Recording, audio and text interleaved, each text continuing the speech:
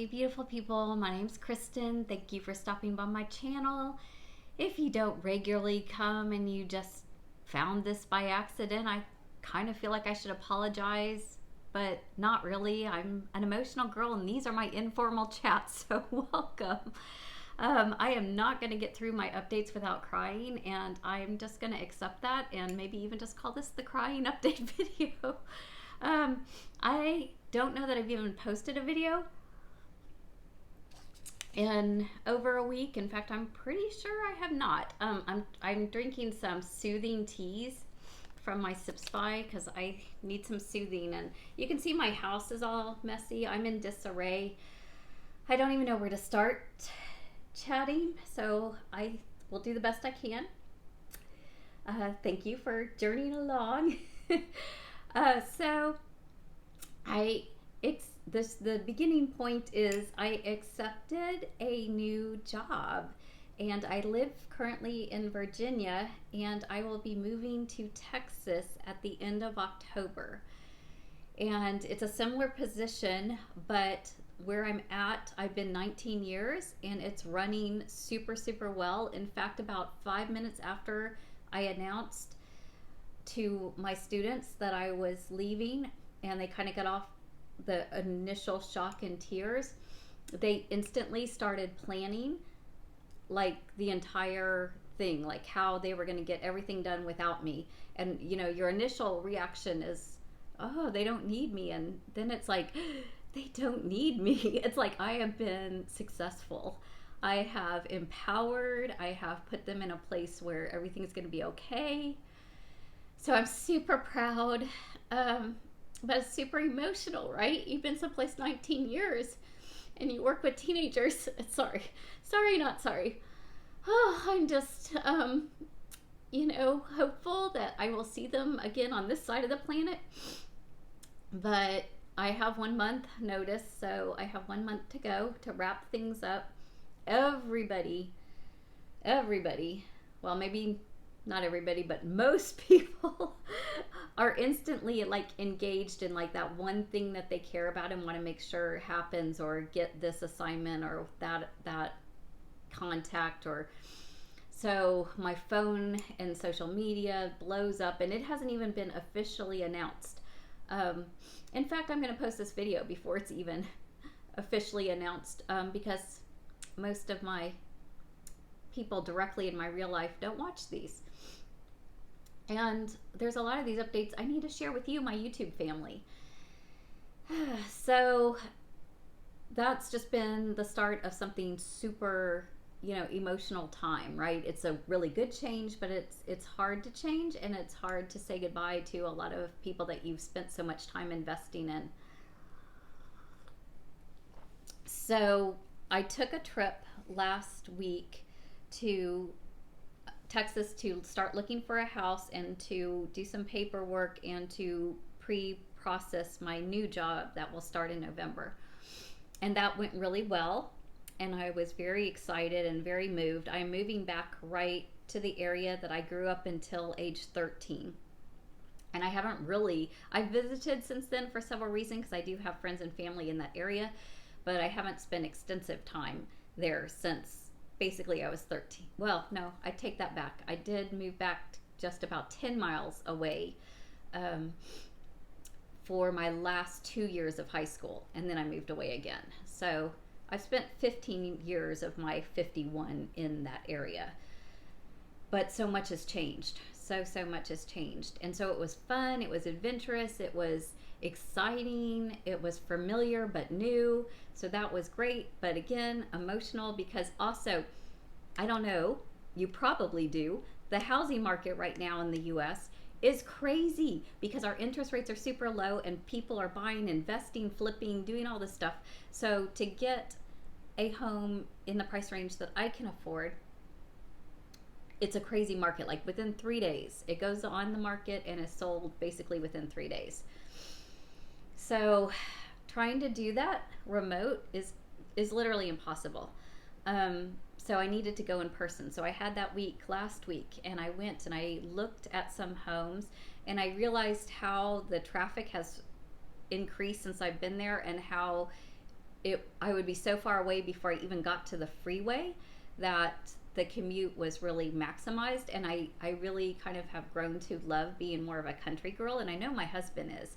So I kind of actually thought, well, what if I took all that commute time and I turned it just the freeway out of town? How far can we get, and then find a house right by the freeway? So we did that and got to a small town that literally has a truck stop, no full grocery store even, but that's okay because there'll be a grocery store close to where I work, right? And they even were building some new homes in our price range. And it just provided, the Lord provided that when we went to a home, there was a worker there, and he was like, look at the house. Oh, we've got another house being built over here that's in your price range. Here's the key. He became our realtor, y'all. And it was just glorious. And he calls up his boss, the builder, and he meets us in 2 hours, and he meets us at the house. And basically, by the end of the week, we were, putting down some earnest money and asking for a contract.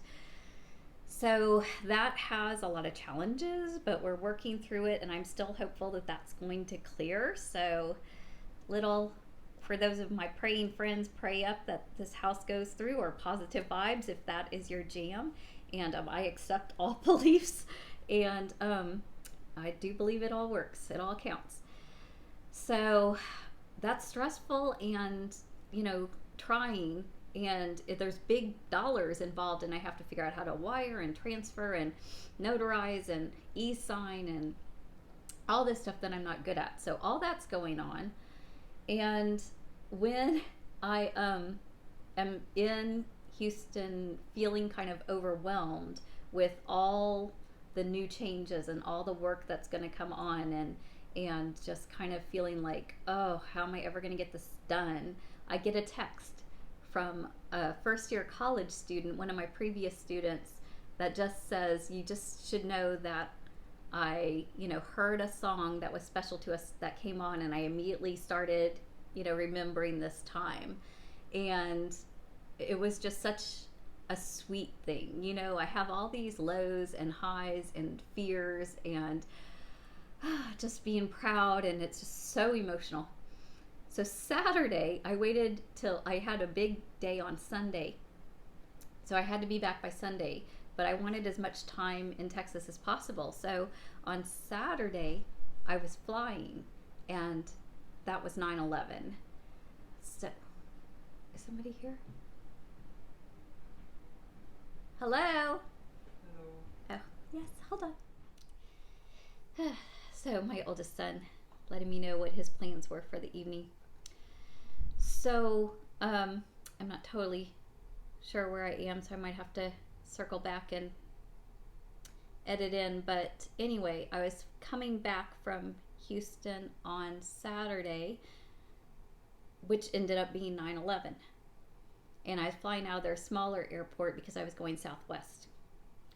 And as I'm standing in security, it's a smaller airport, so I can actually see through security out to, the big windows onto the tarmac with the planes and whatnot. And it's the moment in time when the first plane hits the tower. And the announcement comes on over the intercom. The time has come that 20 years ago on this date, the first flight crashed into the towers. We are going to have a moment of remembrance. If you will please join me. Security stops scanning. The planes on the tarmac stop rolling.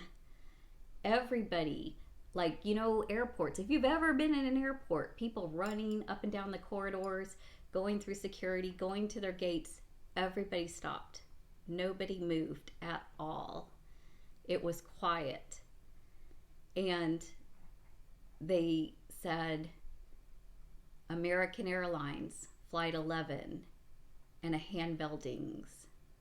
American Airlines Flight 77. Ding. United Airlines Flight 175. Ding. United Airlines 93. Ding. Thank you for observing this moment of remembrance. Have a safe flight. Y'all, the power of being in an airport with everybody, hundreds of people, remembering was so powerful. And our church honors saints who have gone before us that year, calling their names and ringing the bell. And so for me, it was particularly just touching and meaningful. And I have had many experiences with 9/11, and I'm 90% sure I already filmed it, so I'll either put a little iCard or put it down in the description if you want to hear my stories of 9/11. But that has to be the most powerful 9/11 remembrance I have ever been part of. Oh, so I'm just crying in security. And yeah, it was a safe flight, and it was actually less turbulence than the flight there, so that was good. And then Sunday was the day that I told my students that I was going to be leaving them. And again, that's just beautiful and hard. The Thursday before I came back from the trip, I was checking in with my husband, and he had taken our dog Belle, which many of you know, to the vet because she had, been breathing heavy and just acting like she didn't feel good, not eating like the same way she always did, getting tired and turning around on the walk. And so he had taken her to the vet on Thursday while I was out of town, and he called and said it wasn't good. She had a mass on her leg that they thought was benign and slow growing for over a year. But she had a mass in her neck, and it was pressing on her windpipe, and he asked for it to go ahead and be biopsied, and it was lymphoma and very aggressive. And they said she was really struggling. So he said, well, this isn't the weekend with my daughter, and my wife is out of town. And they gave some steroids and antibiotics to try to help her, but they said, this is only going to slow it maybe a couple weeks for you. If we gave her full chemo, she might get another year, but she would be very sick from the chemo. So he took the medicine and went to get his daughter the next day. And our daughter just was beautiful and loving and meaningful with her time with Belle. And it was good that I was gone too, because she got it very individualized. And then Saturday I came home after the 9/11 flight and had to spend time and get ready to say goodbye to the dog on Monday morning, because they're not open on the weekends. So we loved on her and gave her soft, wet food. And it was hard to take her for a walk because she had not only the one big mass, but a couple other growths in her neck. So we didn't really want to put the collar on, but we kind of needed it. So I just put it on the very loosest and kept the leash loose so that, and ran with her if she sped up, or was very, very careful not to pull on her. And we just gave her the most love and best we could do, and took her Monday and put her down and buried her with her favorite toys. And y'all, I've never had a dog besides her. I never wanted a dog, and I married into this dog, and she just loved me unconditionally, and I really did love her for as messy and unpredictable and high maintenance as she sometimes was. She was just such a good dog. So I said goodbye to my students, although I'll get to see them for another month, so it's not a final goodbye. That's coming. So it wasn't quite as emotional as it had to be. But still, just announcing the change, and then the dog. And then every day it's been something with the house, and I won't give too many details, but there's a couple things that are kind of questionable or iffy, and they're going to work out, but trying to make sure that the mortgage company, the builder, the title company, and ourselves all have the right information at the right time. That's the part that scares me, that it could fall through. And everybody wants what they want to transition, and I'm trying to pack. The house is totally a disaster. There's like boxes. I don't know if I can show y'all. There's like already things off the shelf and boxes and whatnot, and then boxes in my office because I'm trying to sort through and get my stuff out so that I can show my volunteers, like, here's the stuff and how to find things. So it's just stressful. My mouth has ulcers all in it. And it's all good though. I mean, even Belle, she was 11. She was a big dog that lived a beautiful life, and it went quick at the end. And I think she said goodbye to us. And she definitely knew. She would keep trying to go outside, which is what animals do when they know they're dying. And it's going to be really hard to leave my students, but they're going to be okay. They've already proven that. And then I'll be in a new place that I have new things to do. Be back and reunited with friends and family that I haven't gotten to see or spend time with in a long time. And life will be good. But it's hard. And obviously during this time, my channel is going to not suffer, but definitely be less frequent. And I hope that's okay and you will stick with me. I have an exciting Stitch Fix that I know is in the mail. I did film the preview this time, and I'm super excited. I'm always excited, but I'm super still normal, as I always am. Super excited about what's coming, and I think you'll like to see it too. And this is my month for Wannable, and I wasn't going to get all my boxes because of the moving and packing up everything, but I have some credit thanks to some of my viewers, so I went ahead and let Wannable ship too. So that should be coming next week. So Stitch Fix is this week, and probably this weekend I'll get it posted. Oh, so those are happy good things, and most things in my life are happy good, y'all. It's just there's some grief, and there's some stress, and there's some turnover, and I know that many of y'all can totally relate to this. Coming out of the season that we're in, so many changes. So I am with you, my people. I am with you in prayers and support. Just leave me a comment below, whatever you want to share. I think I just realized I didn't share something else really important that I did want to share. So if I did, I'm going to edit this out and then say goodbye. And if I didn't, here it goes. So when I was gone and out of town, I got a package from my dear friend Meredith at Mirror of All Trades, who has a channel and a Etsy shop now, and I can link that below. And it was there when I came home, so I don't like how shiny this ring light is, but anyway, this is grapefruit soap, which even through the packaging absolutely smells fantastic. I have a citrus mimosa body wash that I like to use, and then I also use bar soap, depending on which shower routine, I guess is the word I'm looking for. Shower routine I do. So I'm actually going to put this in my shower because I think that'll be a lovely scent to shower and wake up to. And then I got a candle. I don't know if that's going to blow out, but I'll just read it to you. It's spice cider, and it says a mug of hot apple cider with full spices and a hint of orange peel.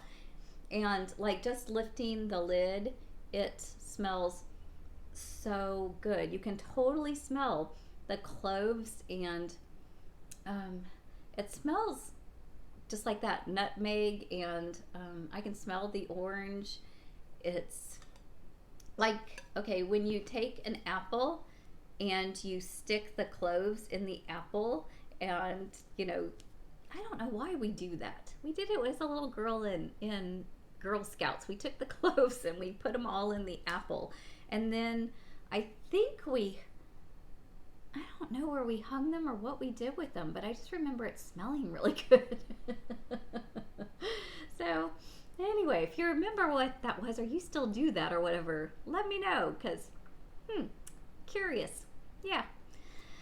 Okay, I'm going to go ahead and close up. But the last thing that has been another high point is my new channel that I started, Enter the Books. If you don't know that I moved my book videos to a new channel, I can link that below. But it's been almost exactly a month that I started that, and I got to 100 subscribers. So I just feel really blessed and happy, and I've already made several new friends that I hadn't known before, and just really have a new passion for reading, although I haven't been able to read much besides the plane flights. But thankfully the plane flights were an awesome, amazing time to read, so I at least have that. And reading is my de-stressor, so I'm going to try to read more. And now that Belle doesn't need me, I probably will have some time in the evening. We're down to one kitty cat left. So, yeah, I did. Oh, that's the other thing.